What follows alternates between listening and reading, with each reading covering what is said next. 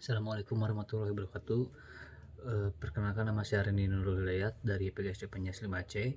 Kali ini saya akan mm, mempresentasikan dari materi Pak Yogi Akin SPD MPD tentang kedaruratan medis 3. Pertama, keracunan dan digigit binatang. Pertama, keracunan. Keracunan adalah suatu zat yang masuk dalam tubuh dengan jumlah tertentu menyebabkan reaksi yang tidak sehat. Keracunan melalui mulut, penyebab obat-obatan, makanan atau minuman kedaluarsa, zat kimia, dan makanan yang mengandung racun. Ketiga, pertolongan untuk keracunan pencernaan, buat rangsangan muntah dengan jari. Korban dipastikan duduk condong ke depan, penolong berdiri di samping korban, penolong harus menggunakan sarung tangan, buat rangsangan muntah dengan memasukkan jari ke mulut korban.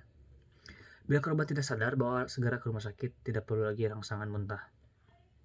Bila korban tidak sadar, bawa segera ke rumah sakit. Bila korban banyak, pisahkan dengan cara triage.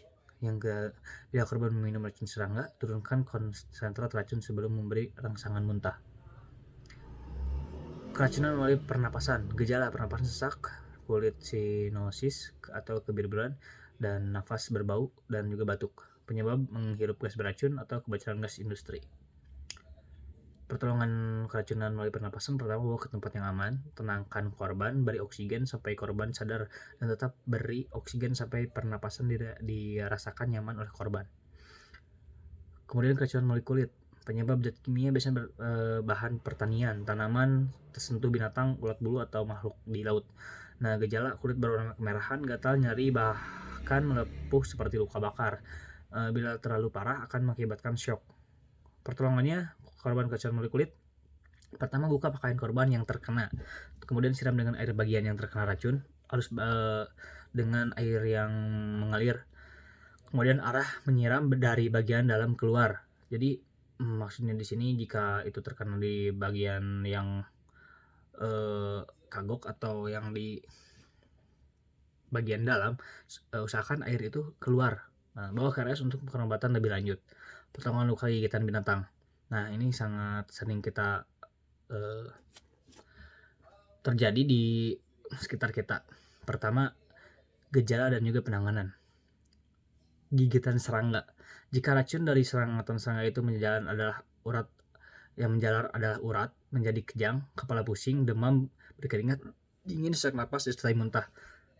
Penanganannya: siapkan 6 siung bawang putih, dikupas dan ditumbuk halus, lalu kemudian gunakan untuk menutup luka atau bekas gigitan serangga tersebut. Karena bawang putih itu mengandung antioksidan yang bisa menetralisir racun.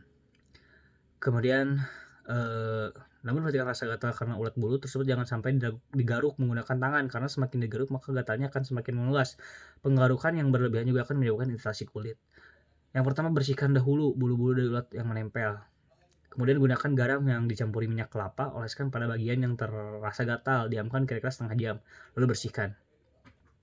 Nah, ini yang ketiga ada dari tomcat. Tomcat ini binatang mirip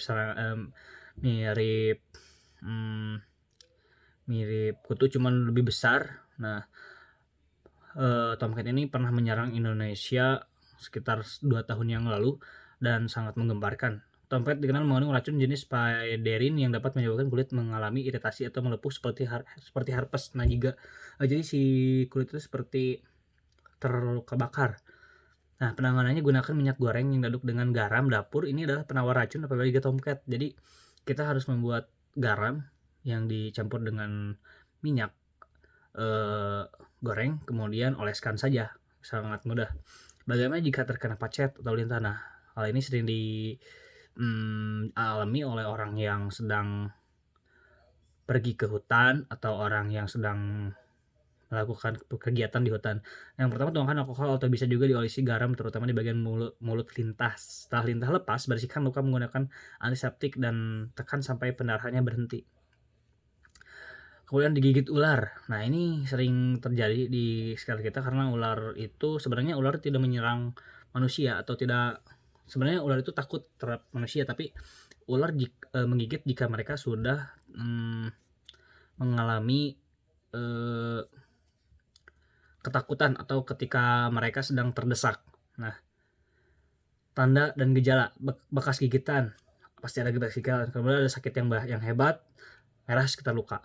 Penting untuk kita ketahui sebelum menyerang tubuh ular akan membentuk huruf S. Jadi kita pantau kalau ular yang kita kelihatan, kita dapat menghindarinya. Jika ular sudah membentuk huruf S, berarti dia akan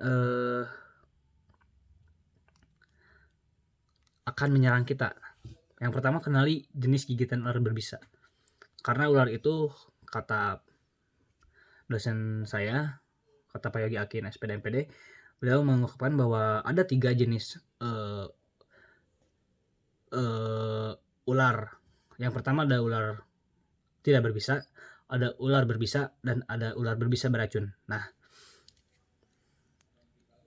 hal terpenting yang dalam penanganan pada gigitan ular itu biasa adalah kita mengenali dahulu jenis ular berbisa dan tipe gigitannya. Dengan demikian kita tahu ular mana atau ular yang menggigit itu ular berbisakah atau tidak berbisakah, atau ular berbisa tapi beracun. Nah, ular berbisa itu biasanya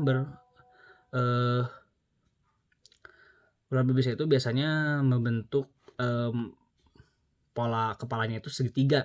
Kalau ular tidak berbisa itu biasanya lonjong.